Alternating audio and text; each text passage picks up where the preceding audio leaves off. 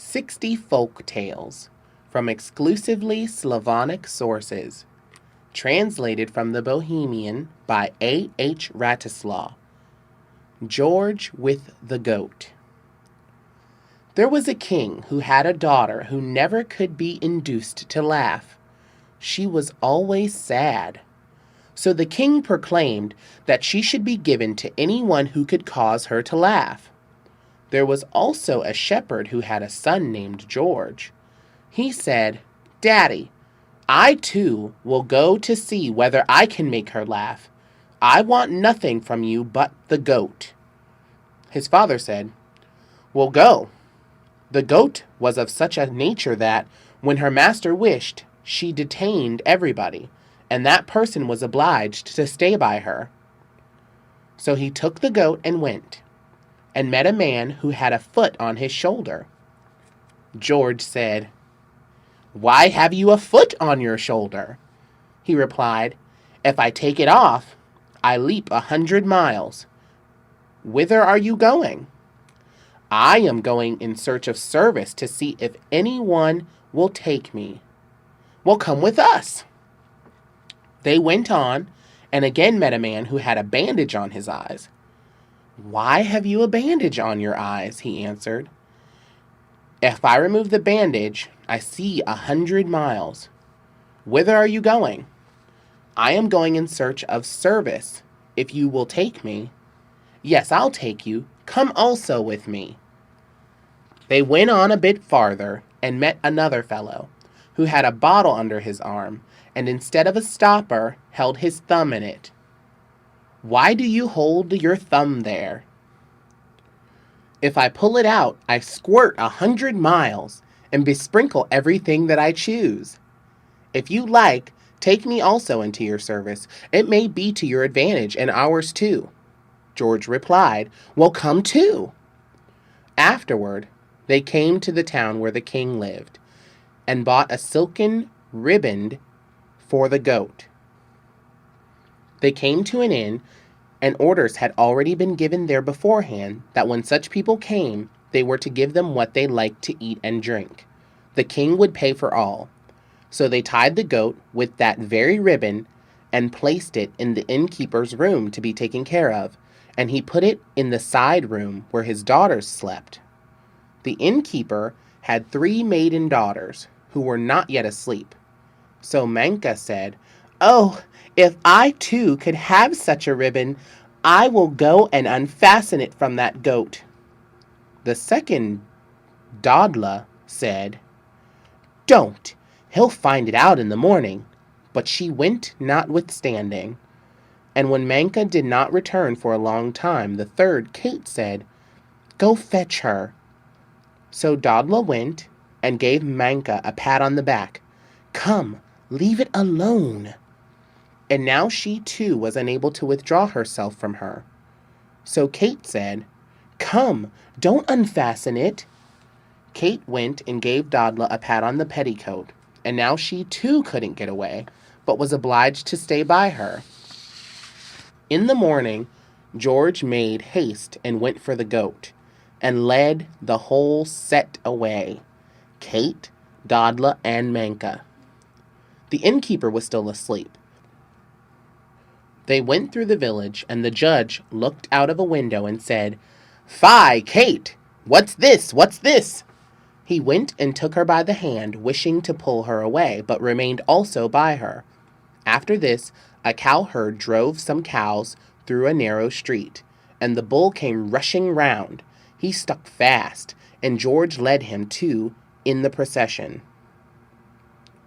Thus, they afterward came in front of the castle, and the servants came out of doors.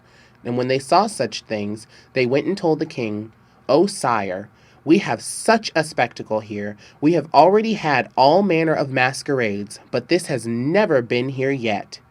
So they immediately led the king's daughter to the square in front of the castle, and she looked and laughed till the castle shook. Now they asked him what sort of person he was. He said that he was a shepherd's son and was named George.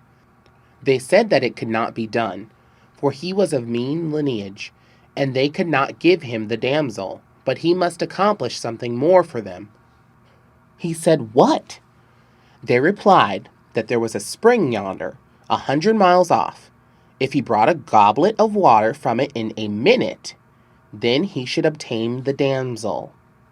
So George said to the man who had the foot on his shoulder, "You said that if you took the foot down, you could jump 100 miles. He replied, "I'll easily do that." He took the foot down, jumped, and was there. But after this there was only a very little time to spare, and by then he ought to have been back. So George said to the other, "You said that if you removed the bandage from your eyes you could see 100 miles. Peep and see what is going on." "Ah, sir, goodness gracious, he's fallen asleep." "That will be a bad job," said George. "The time will be up. You, third man, you said if you pulled your thumb out, you could squirt 100 miles. Be quick and squirt thither, that he may get up.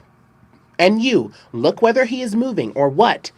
Oh, sir, he's getting up now. He's knocking the dust off. He's drawing the water." He then gave a jump and was there exactly in time. After this, they said that he must perform one task more. That yonder, in a rock, was a wild beast, a unicorn of such a nature that he destroyed a great many of their people. If he cleared him out of the world, he should obtain the damsel. So he took his people and went into the forest. They came to a fir wood.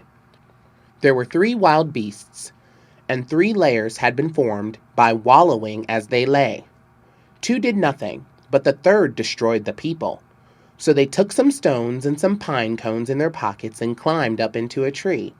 And when the beasts lay down, they dropped a stone down upon that one which was the unicorn. He said to the next, "Be quiet, don't butt me." It said, "I'm not doing anything to you." Again they let a stone fall from above upon the unicorn. "Be quiet! You've already done it to me twice." "Indeed, I'm doing nothing to you." So they attacked each other and fought together. The unicorn wanted to pierce the second beast through, but it jumped out of the way. And he rushed so violently after it that he struck his horn into a tree and couldn't pull it out quickly. So they sprang speedily down from the fir, and the other 2 beasts ran away and escaped, but they cut off the head of the third, the unicorn, took it up, and carried it to the castle. Now those in the castle saw that George had again accomplished that task. "What, prithee, shall we do? Perhaps we must after all give him the damsel." "No, sire," said one of the attendants, "that cannot be. He is too low born to obtain a king's daughter. On the contrary, we must clear him out of the world." So the king ordered them to note his words, what he should say. There was a hired female servant there, and she said to him, "George, it will be evil for you today. They're going to clear you out of the world." He answered, "Oh, I'm not afraid. When I was just 12 years old, I killed 12 of them at one blow." But this was the fact. When his mother was baking a flat cake, a dozen flies settled upon her, and he killed them all at a single blow. When they heard this, they said, "Nothing else will do, but we must shoot him." So they drew up the soldiers and said they would hold a review in his honor, for they would celebrate the wedding in the square before the castle. Then they conducted him thither, and the soldiers were already going to let fly at him. But George said to the man who held his thumb in the bottle in the place of a stopper, "You said if you pulled your thumb out, you could besprinkle everything. Pull it out, quick!" "Oh, sir, I'll easily perform that." So he pulled out his thumb and gave them all such a sprinkling that they were all blind, and not one could see. So when they perceived that nothing else was to be done, they told him to go, for they would give him the damsel. Then they gave him a handsome royal robe, and the wedding took place. I, too, was at the wedding. They had music there, sang, ate, and drank. There was meat, there were cheesecakes and baskets full of everything, and buckets full of strong waters. Today I went, yesterday I came. I found an egg among the tree stumps. I knocked it against somebody's head and gave him a bald place, and he still got it. The end. Read by Tony Walker for Lit to Go on the web at fcit.usf.edu.